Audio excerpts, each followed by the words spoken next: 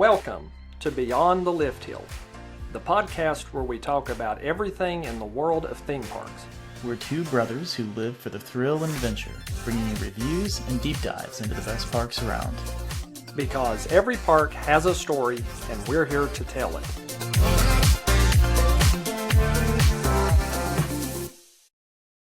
All right, welcome into Beyond the Lift Hill.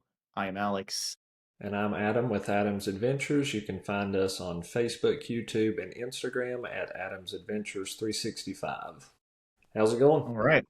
It's going good. I just got home from a trip with you to Dollywood about Yes, 2 hours you did. ago. Drove back from Pigeon Forge area back to Indiana. A nice 7-hour drive with stops to charge my car along the way, but well worth it considering the day we had yesterday. Right, absolutely. How many times do you have to stop to charge?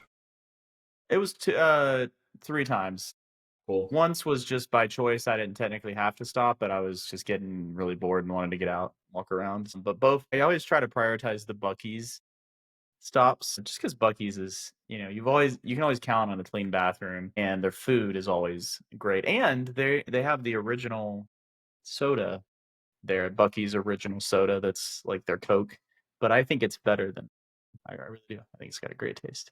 Nice. We do Buc-ee's all the time. I've never tried the Buc-ee's soda, so thanks for adding that to my list.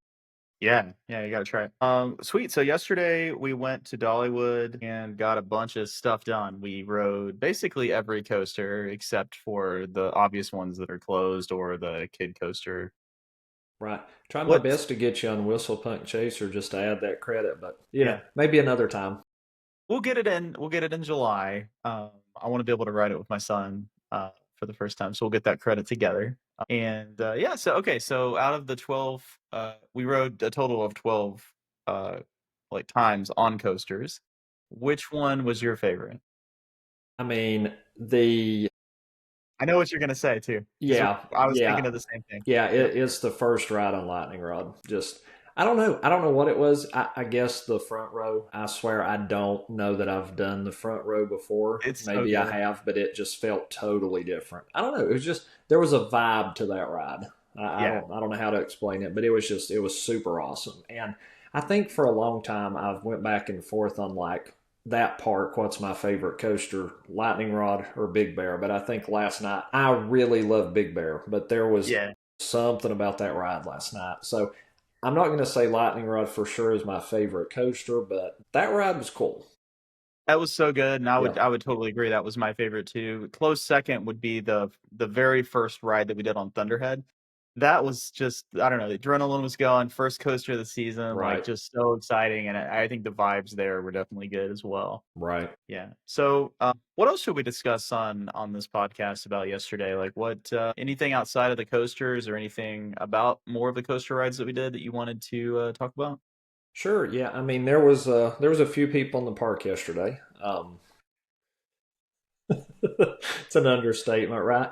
Yeah. Obviously, it's spring break time of the year, so I believe yesterday we had a lot of people, maybe from the Georgia area, from the Virginia area, maybe Roanoke, that area. So yeah, very, very, very busy. The ride times in the afternoon, we had to resort to the time saver option just to get on the rides. But honestly, we got our money's worth out of it. Definitely worked out. Definitely allowed us to ride all the coasters, some of the coasters multiple times. So yeah, it was really good. So a couple tips on that, right? So the time saver, totally fine to wait until the afternoon to see like if you actually need it or not. I think a lot of days you might not. I think we waited a little bit too long, but probably not to our detriment that much, considering we still wrote everything and, like you said, some things multiple times. But the other tip that I think stood out to me that I don't think either one of us knew going into it is that you can purchase time saver on your phone and not have to go get a physical copy of it. You can show the QR code and the barcode on your phone, and so that makes it even more convenient to kind of wait and see, as opposed to pre-planning and having that built-in cost that you may not need. Correct. Yeah, we were standing over at Rivertown Junction. Sun was just beating us up, so we kind of got under the train bridge there. And yeah, because my thought was, okay, I'm going to purchase this online, and then as soon as I do it, we're going to have to backtrack, to Show Street and get it, and then head to our coaster. So it was nice to just kind of order it, get that done, got it on our phone, QR code, ready to go. Just go to the ride, scan it, and get going. So I think we did. Was it Tennessee Tornado? Was kind of our Yep. first one. Okay, yeah. So Yep. it was pretty smooth sailing from that point. Yeah, to your point, some days if you wait that long, there is the potential it would sell out. When I went to order it, the basic time saver had already been sold out. So, Yeah. That's a good point. which we won't get into it on this video, but for a lot of reasons, not sure that one's even worth purchasing. So if you're going to do it, you probably got to do the time saver plus. But yeah, definitely allowed us, like I said, to do all the rides, some of them multiple times. Yeah, and probably logically, the days that you're gonna need it are the days that they're most likely to sell out of it. Hmm. So, I guess, yeah, waiting too long could be a problem. Right. I don't know that I would ever buy it before getting to the park after my Right. experience. I Agreed. think I would Yeah. buy it maybe late morning, if anything, and then if I didn't get it, I would just accept that as a defeat. But Right. I wouldn't want to pay for it and then have that because I've done that too many times at Disney where I've gotten Genie Plus or individual lightning lanes or whatever the heck it's called at whatever time we go, and I've not needed it, and so I have like that buyer's remorse, Right. which I know some people don't struggle with that. They can buy things and then they're just like okay with what they. I always go back and analyze, and I'm like, did I get ripped off? So I Right. always try to wait as long as possible. I do this with sporting events, like I went to some of the Elite Eight games in the Sweet 16, and I waited until the very last day to buy them because and sure enough, they dropped in price. So if I would have bought them earlier, I would have paid like 50 more bucks. But I always do that, and I'll probably always do that with Time Saver from now on. Right. Yeah, I agree. I think because you don't know what you don't know, so until you get to the park, it really it doesn't make sense. Even the basic time saver, I guess it could sell out before the park opens. I don't know that I've ever seen that happen, but I haven't really tracked that a lot, so I don't know much about that. But yeah, I think our advice would be just wait till you get to the park. Also, if you have a season pass and you can take advantage of that golden hour, or you're staying at a resort and you can do golden Yeah, hour, at least get through that first. And that absolutely. way you can gauge what's left. And it'll also help you because, again, we won't get into it on this video, but each time saver, there's kind of some differences on which rides that you can do. So you might gauge your golden hour, and then from there be like, okay, well, if I buy a time saver, here's the rides I have left. Can I do those with time saver? If you can, maybe buy it. If you can't, obviously it may not be worth it. So And some of the calculus will change a little bit as the park stays open longer. Like we were running in our heads how much longer we had until 8 p.m. But there's going to come a time when it's 10, 9 or 10. right, 10. Yeah. Yeah, I think in the summertime it stays open till 10, and there's Yeah. parts of the year where it's 9. So yeah, had we had another extra 2 hours, I don't know.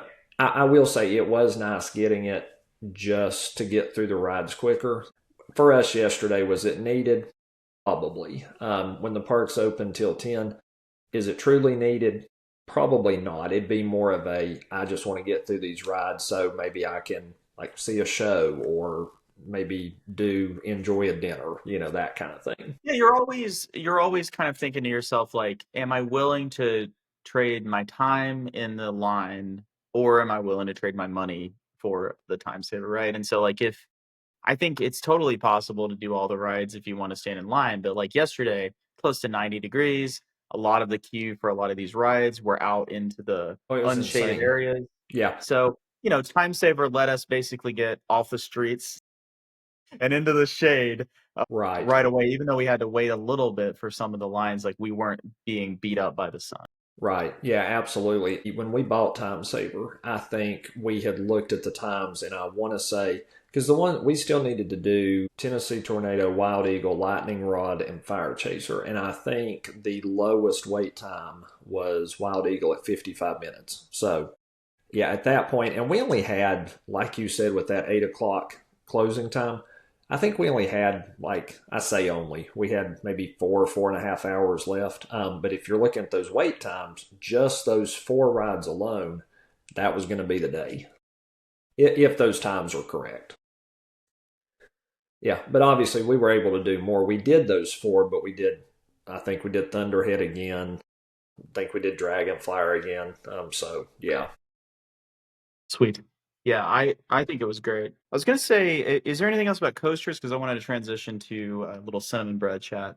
Gotcha. Yeah. So I guess the one thing that I'm just thinking of right now is, I know Thunderhead, like we did row four, lots of Yeah, airtime. right. Yeah, that was Yep. good. And then Dragonflyer, we did row one. And I'll be the first to admit, when I hear Dragonflyer, usually what I say is like, it's a good ride. It's Yeah. okay.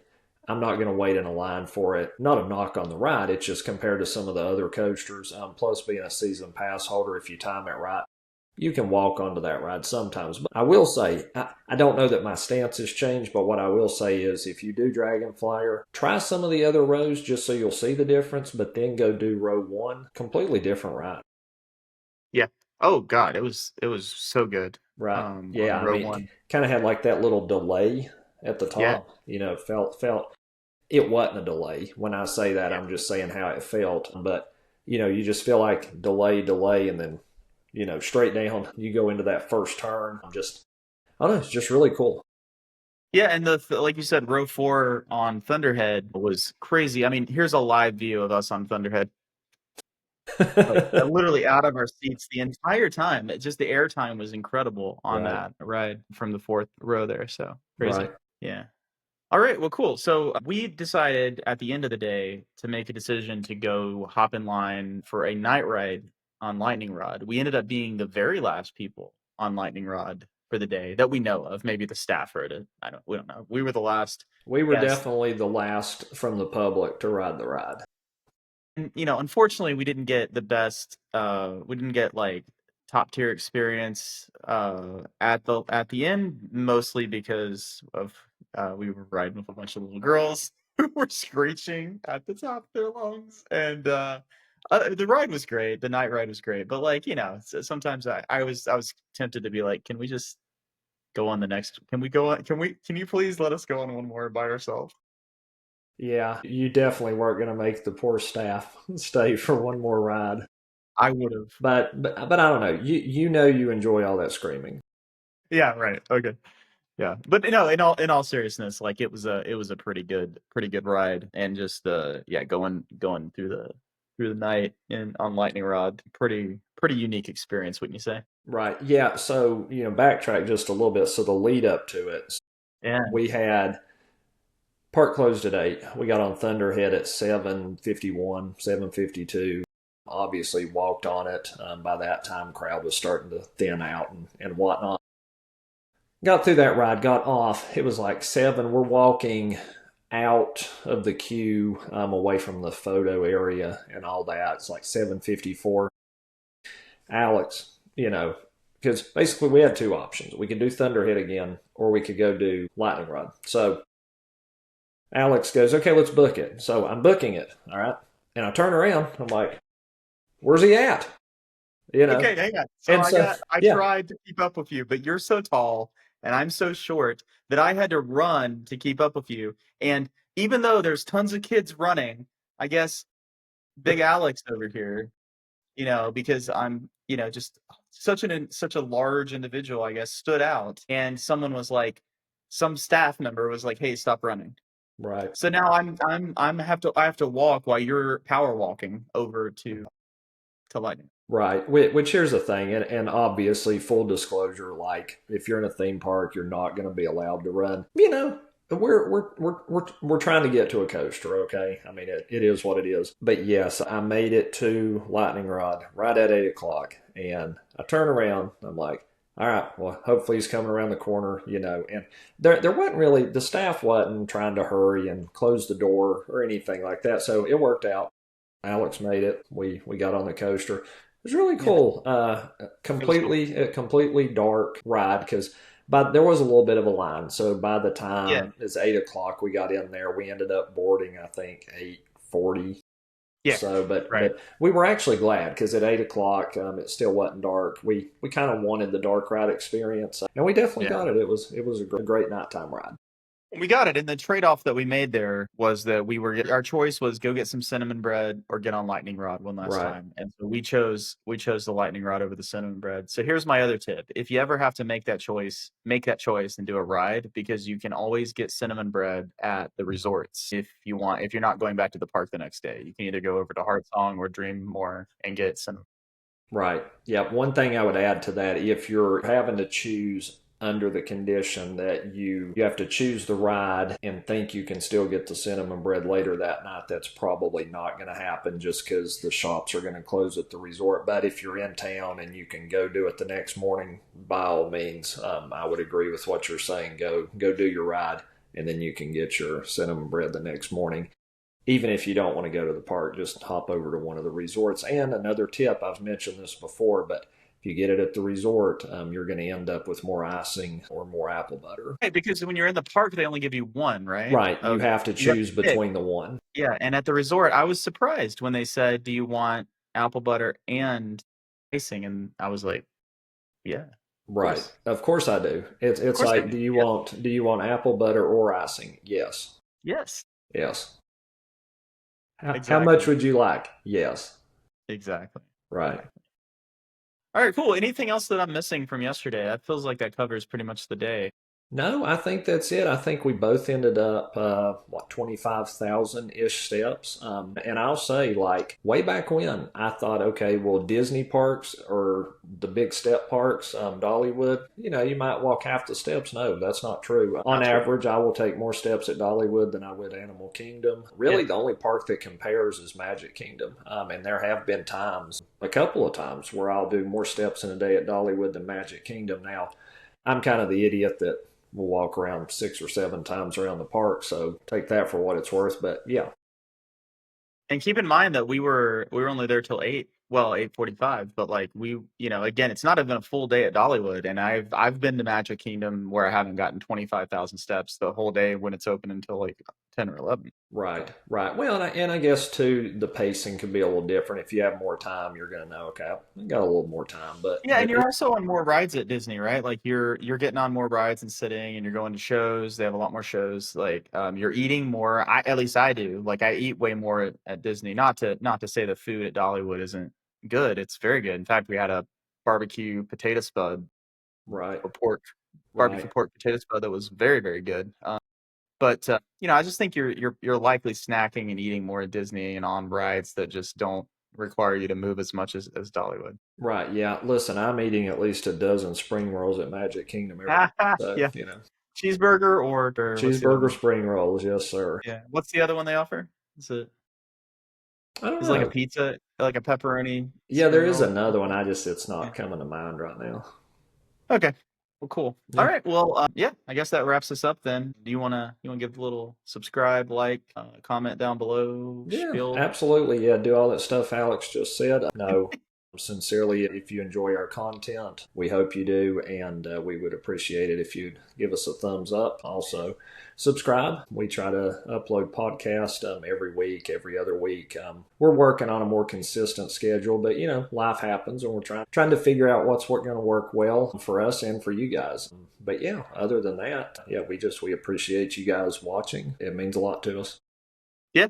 Yeah, and the commenting one is big, right? It really helps the algorithm. Like when you comment, that shows YouTube that people are engaging with the videos and it helps boost it. So if you could leave a comment, like maybe just what's your favorite ride at Dollywood, or was there anything that we said that surprised you about like the process that we went through? Anything like that would be great to have on the video. Right. Yeah, absolutely. No, like you said, it helps YouTube kind of know what people like, what we're doing. But then also, sincerely, we don't just say that stuff so that, it helps us on YouTube. Like, we really want to know, what do you guys think? What's your favorite coaster? Maybe at Dollywood. Tell us, have you had any experiences similar to what we've described in this video? So, yeah.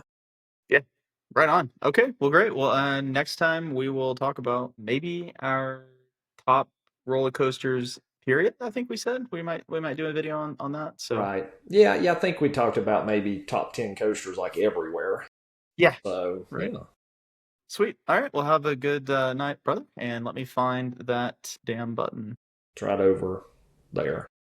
There it is. Okay. I found it. Welcome to Beyond the Lift Hill, the podcast where we talk about everything in the world of theme parks. We're two brothers who live for the thrill and adventure, bringing you reviews and deep dives into the best parks around. Because every park has a story, and we're here to tell it.